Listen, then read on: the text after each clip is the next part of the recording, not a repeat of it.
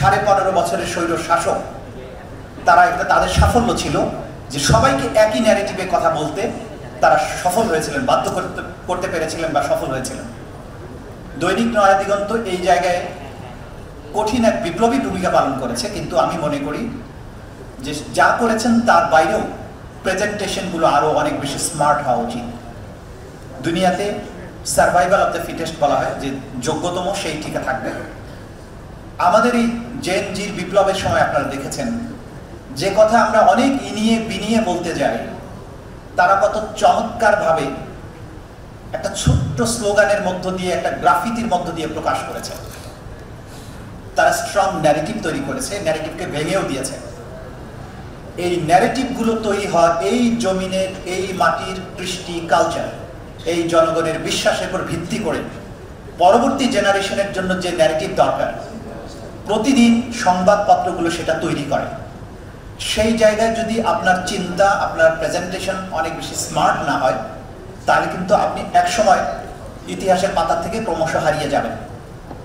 আজকে যে জেনারেশন আমরা এখন আছি, পরবর্তী জেনারেশনের জন্য আমি কিন্তু হয়তো ফিট নাও হতে পারি, কারণ তাদের চিন্তা, যে জেনারেশন আগামী 10 বছর পরে, 15 বছর পরে দেশকে শাসন করবে, তাদের চিন্তার জগৎ, তাদের নেটওয়ার্কিং, তাদের প্রেজেন্টেশন, সবকিছু কিন্তু কর্মপদ্ধতিগুলো আলাদা।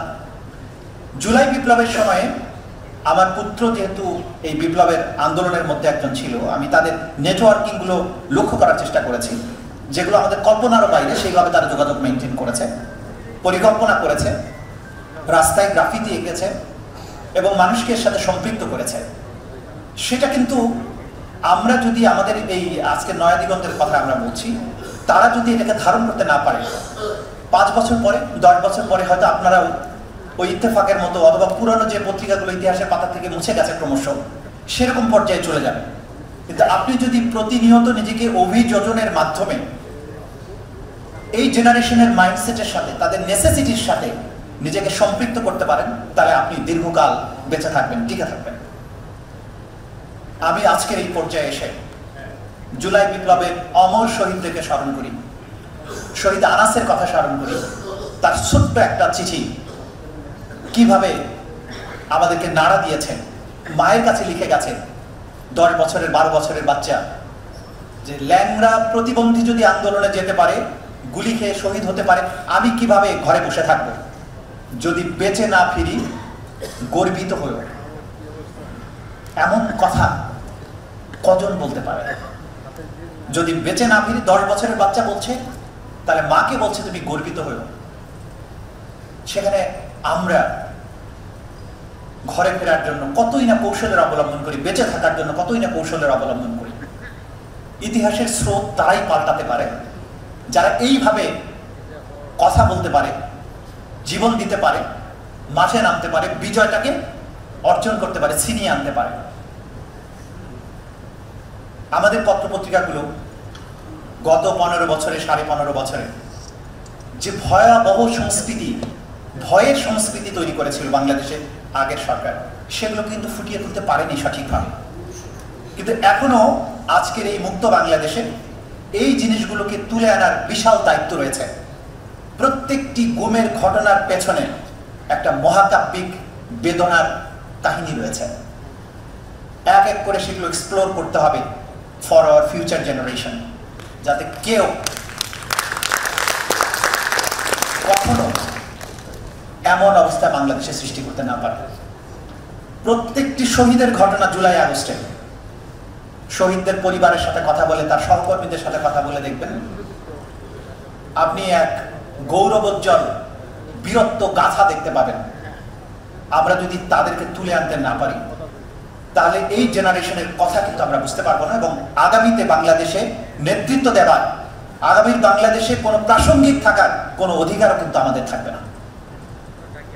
যে মহাবিপ্লব হয়েছে জুলাই এবং আগস্টে, ভেতর থেকে কি পরিবর্তন হয়েছে সেটা আমাদেরকে উপলব্ধি করতে হবে। ঢাকা বিশ্ববিদ্যালয়ের দেয়ালে, ঢাকা শহরের দেয়ালে যে গ্রাফিতি, তাদের ভাষা, তাদের প্রেজেন্টেশন, তাদের মনের আকুতি আমাদেরকে বুঝতে হবে, এবং সেই আলোকে ন্যারেটিভ তৈরি করতে হবে।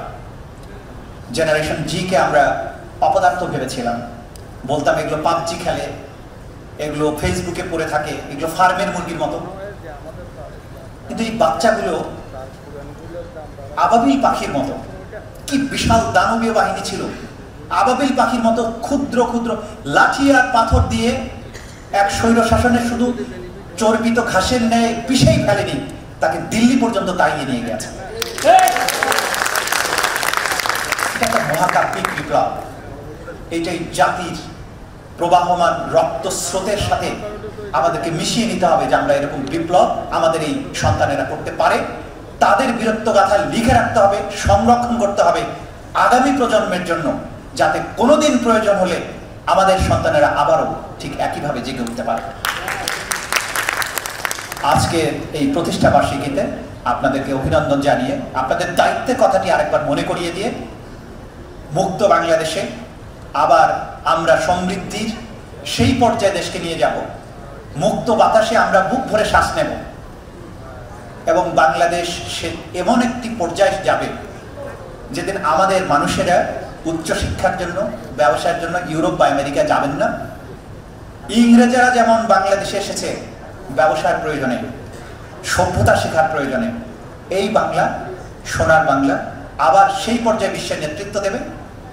আমেরিকান, ইউরোপিয়ান, চাইনিজ তার শিক্ষার জন্য, বাণিজ্যের জন্য, মেডিকেল সায়েন্সের জন্য, ঐতিহ্যের জন্য, স্থাপত্যকলার জন্য এই বাংলায় আবার ফিরে আসবে।